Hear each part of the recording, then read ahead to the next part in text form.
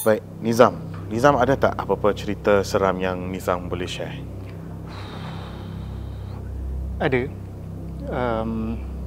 First aku kena cakap lah, aku sebenarnya dari kecil memang boleh lah nak kata membesar tu dikelilingi kematian, probably death, because my house is actually depan betul-betul belakang tu memang cemetery, kubur.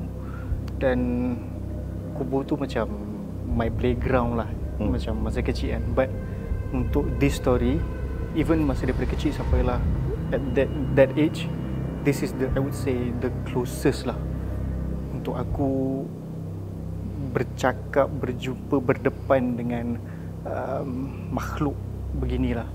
And aku sekarang, but still untuk that experience, aku masih rasa lega sebab aku still tak nampak, but ada that jumpa dan berdekatan lah. Masa tu aku ingat it was 2011-2012.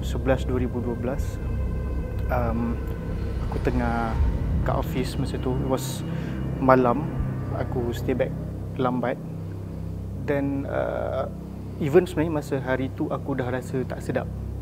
Aku dah rasa macam something wrong lah akan jadi. You know that feeling macam kau tahu something akan berlaku, tapi aku memang tak expect benda macam tu yang akan berlaku.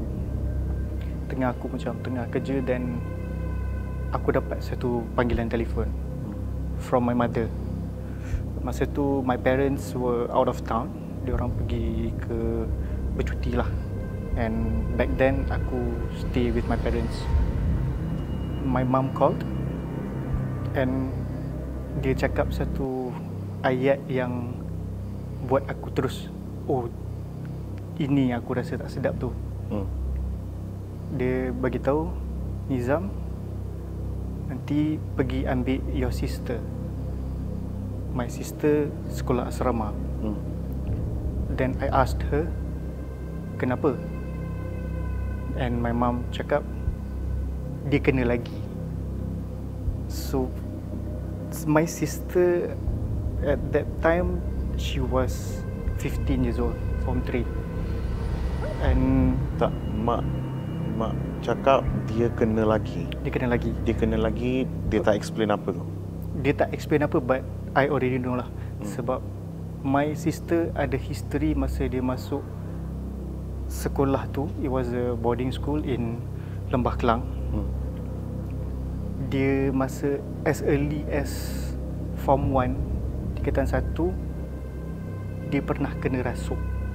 So my family macam dah tahu benda tu and dah bawa pergi berubat. But that is the first time yang aku sendiri kena pergi. So that's why bila mak aku cakap dia kena lagi tu, aku terus sebab aku terbayangkan aku berseorangan. Dan di rumah aku seorang sahaja. Tapi since masa tu aku je yang available, my brother tak ada. Dia yang ni, how old were you bila benda ni berlaku? It was 2013, so dalam 24-25 macam tu. So aku terus shut down PC apa semua, terus drive. Sambil drive tu aku macam just nak bagi berani dengan diri, macam bacalah benda-benda, macam baca ayat kursi, surah-surah, apa yang aku teringat lah. Sebab aku tahu benda ni heavy. So aku sampai, aku terus malam, masa tu it was malam. Aku sampai, aku terus pergi dekat guard tu, aku cakap lah nak jumpa adik saya, ada kes. And guard tu terus tahu, okay, pergi surau. So aku pun pergi je surau. Dekat surau tu ada ramai student. Ada yang menjerit, ada yang terpekik, macam tu. Aku masuk tu, aku cuba cari adik aku. Macam, okay, adik aku yang mana satu ni? Ini bukan, yang ni pun bukan. Aku dah cemas sikit lah. Lepas tu aku terus jumpa cikgu dia. Cikgu, saya datang nak jumpa adik saya. saya dapat call. Dia tanya, abang siapa? So, ni lah, sebut my sister's name. Lepas tu cikgu tu tunjuk, oh dia dekat sana, dekat pintu tengah duduk. She was yang paling tenang sekali. Aku macam, betul ke mak aku bagi tahu ni kan? Sebab aku tengok masa tu dalam surau tu chaos. It was chaos. Macam sana jerit, sini jerit. Semua dengan student, mana yang tak menjerit tu tengah tolong pegang. Tapi adik aku ada dekat tepi pintu surau tu, duduk, and sebelah dia ada kawan. Macam just duduk biasa, tenang. Cakap okey, tak ada apa ni. Then aku pergi, tanya, aku tegur adik aku, okey tak? Lepas tu kawan sebelah dia cakap, bang dia kena juga. Aku rasa pelik lah, macam kena? Orang lain semua menjerit, adik aku tenang. Aku duduk, aku tanya, siapa kau? Dia macam diam. Aku tanya lagi, siapa kau? Betul ke kau ada dalam adik aku? Cakap, ya, aku ada. Dia cakap dengan ayat ataupun nada yang paling, orang kata, kerek lah. Which my sister is someone yang pendiam, cakap lemah lembut. Dengan aku memang tak pernah bercakap sebegitu. That's when I know that's not her. Itu bukan dia. Cakap, kenapa kau masuk dekat adik aku? Apa yang berlaku? So that thing bagi tahu kita orang masuk sebab ada orang langgar pantang. Aku macam, pantang apa? Dan dia cerita, dekat sekolah tu ada satu floor, actually diorang tutup. Memang tak boleh ada sesiapa naik atas tu. Tapi ada student yang pergi main-main atas tu. That's when diorang marah dan diorang pergi serang the students. Lepas tu aku tanya lagi, kenapa kau nak masuk dekat adik aku? Kenapa kau tak nak masuk dekat orang lain? So benda tu pun cakap, kau patut rasa nasib baik aku masuk adik kau. Cakap, nasib baik apa? Kau buat adik aku sakit.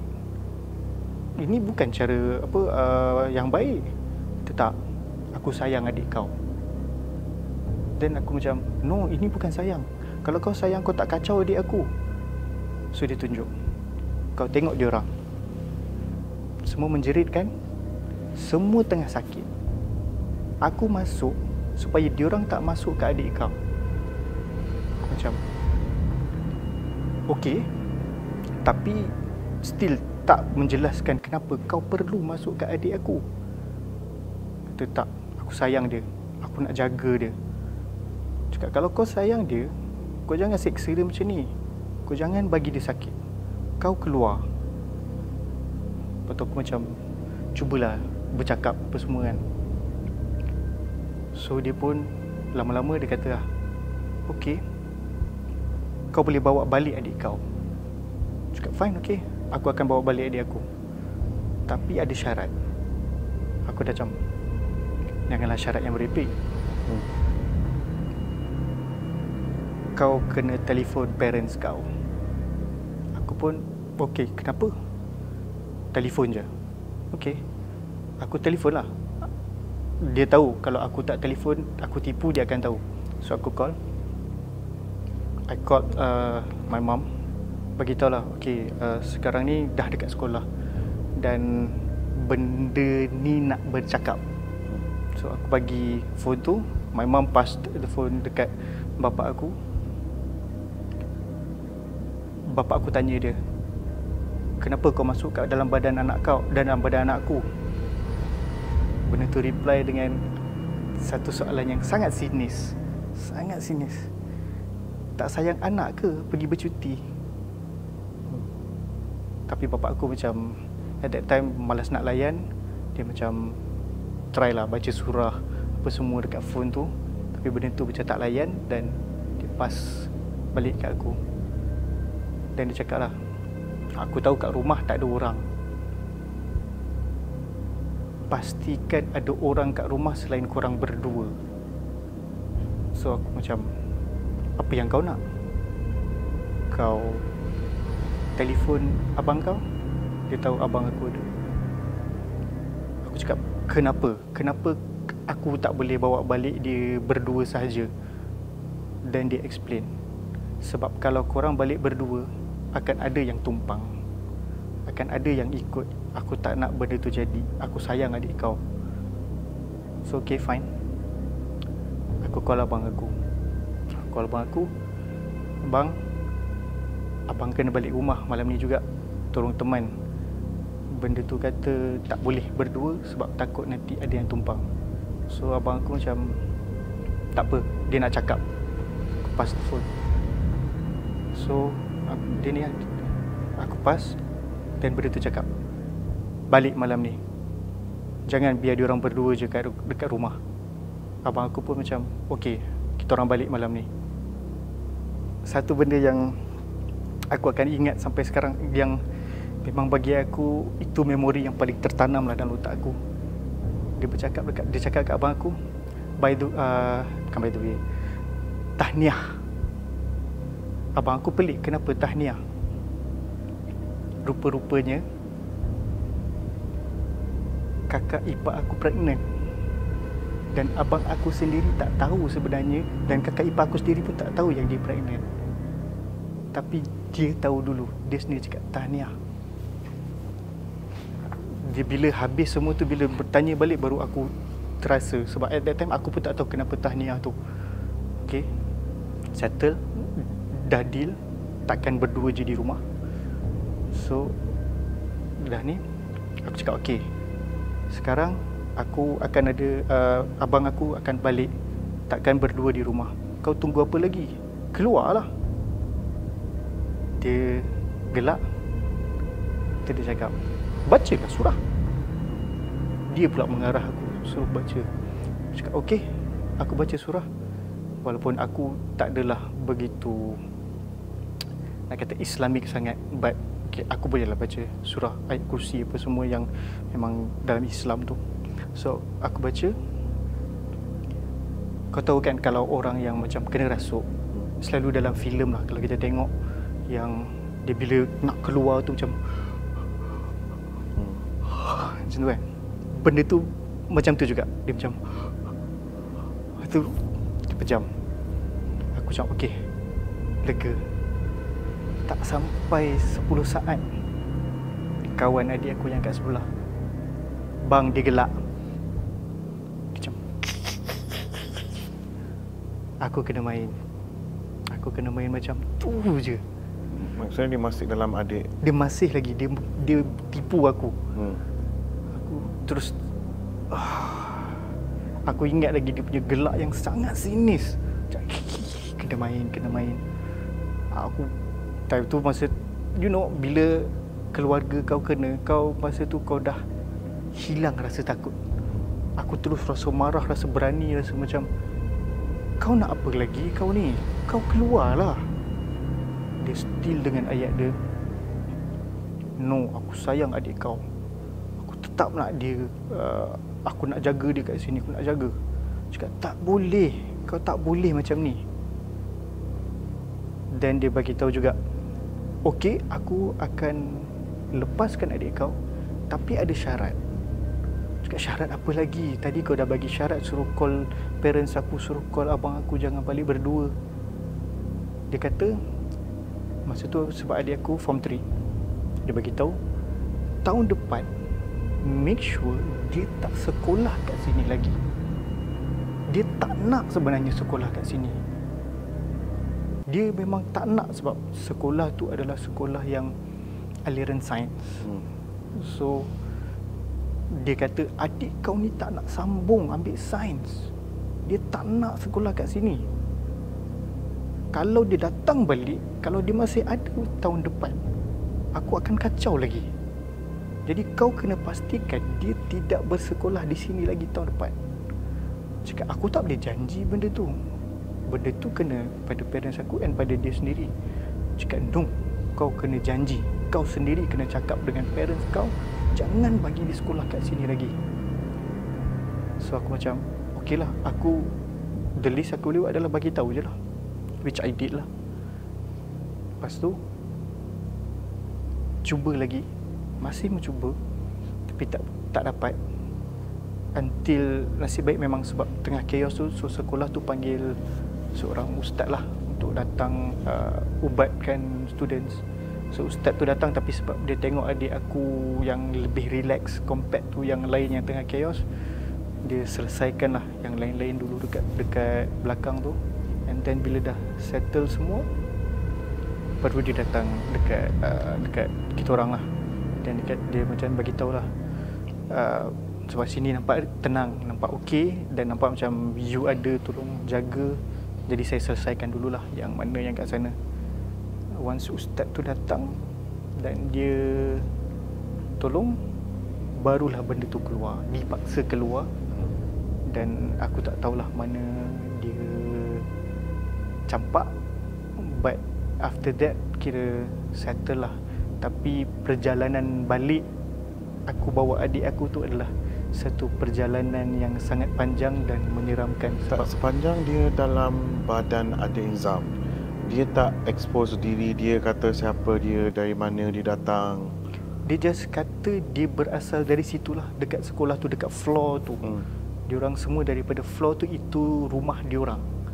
Dan memang sekolah tu memang tutup floor tu, tidak bagi sesiapa pun naik dan ada kat situ sebenarnya. Tak tahu macam mana on that night ada 2 orang yang dapat bermain di situ.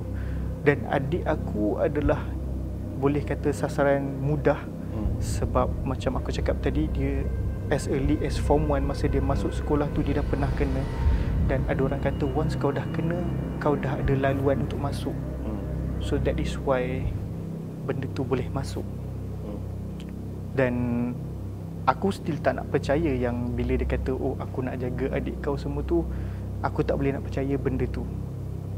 Sebab you know, benda tu karut lah. Kalau kita nak percaya kata benda tu kata nak jaga, nak protect, that's not protection, that's not. Memang. So macam mana perjalanan balik tu? Perjalanan balik tu aku bersyukur tidak ada apa-apa, tapi still sangat seram lah. Sebab aku berdua dengan dia awal pagi, dalam pukul 1 pagi macam tu. Aku lega bila aku balik ke rumah, abang aku dah ada. Sebab aku tak tahu, kalau aku berdua je dekat rumah dengan adik aku tunggu abang aku balik, aku takut kalau diorang dapat sense tak ada orang dan ada yang tumpang balik. Tapi adik aku terus bersekolah di situ selepas tu. Form 4 dia sambung. Dan yelah, dia sampai Form 5 dia memang sekolah situ sampai habis. Dan setiap tahun tu dia kenalah. Sampailah habis sekolah baru. Setiap tahun dia kena, maksudnya dia kena rasuk setiap tahun? Dia akan ada tiba-tiba. Aku selepas tu aku dah tak ada pergi sangat sebab aku sibuk. Tapi aku ingat ada satu masa tu petang, adik, sebab orang balik asrama kan petang hantar, sebab sekolah tu pun tak jauh, dalam Lembah Kelang juga, which aku stay pun di Kuala Lumpur. So aku ingat parents aku pergi hantar dia. Malam tu dia dah balik semula. Tapi aku tengok dia ada kat rumah. Selepas dah balik tu aku just faham je lah apa yang berlaku. Dia jadi macam sampai satu tahap yang kalau dia balik semula walaupun sekejap, satu family dah faham lah apa yang jadi. Tapi syukur selepas dia habis sekolah sampai sekarang dah tak ada kes macam tu. So meaning memang probably something wrong lah dengan sekolah tu kot. Dia sepanjang adik Nizam kena rasuk, dia, what do you remember her looking like? Dia nampak macam normal ke, ataupun dia nampak macam bukan diri dia ke? Yang aku paling boleh ingat, dia jadi satu watak yang sangat sinis, sangat bukan lemah lembut lah, yang kasar, yang macam panggil lah diorang datang, Kurang ajar. kurang ajar, which adik aku bukan macam tu. I know my sister, she's not like that. She's someone yang tak banyak cakap. Even kalau bercakap pun lembut. Tapi bila dia berada di sebelah aku dan cakap macam tu, sangat obvious ini bukan adik aku. So which aku tak nak tengok lagi lah adik aku jadi macam tu.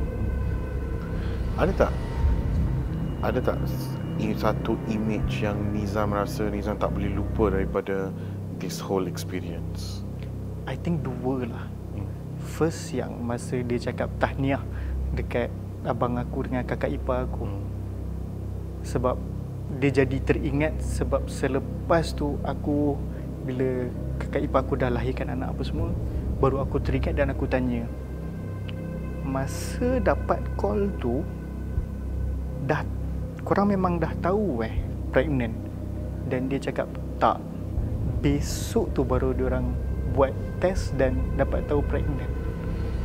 Second one would be masa dia gelakkan aku lah, yang sangat, itu gelak yang sangat sinis. Macam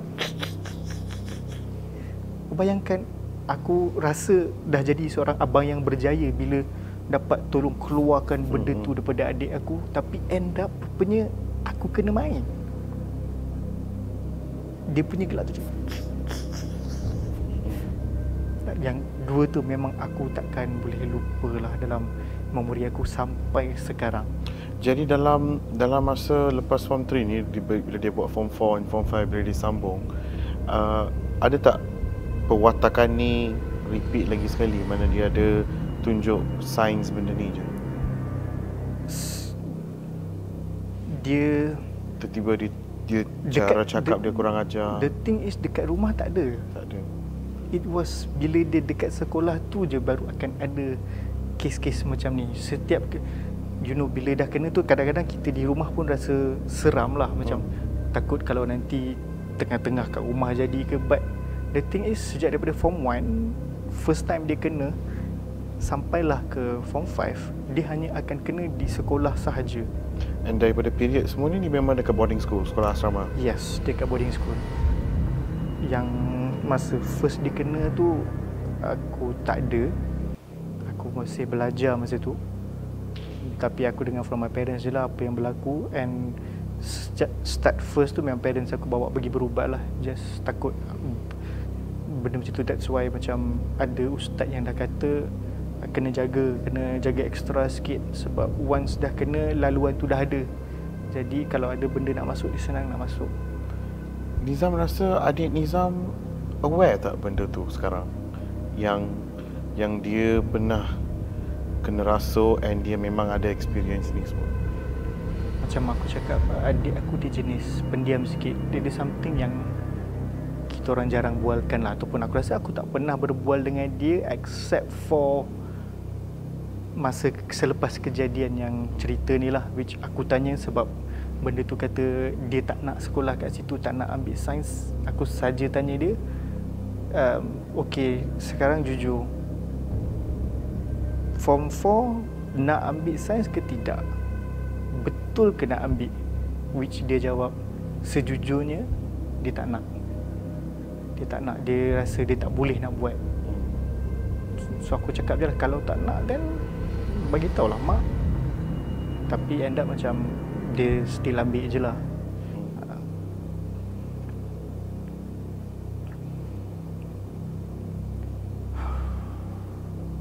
So itulah benda yang bila keluarga kau kena sendiri, it hits differently lah.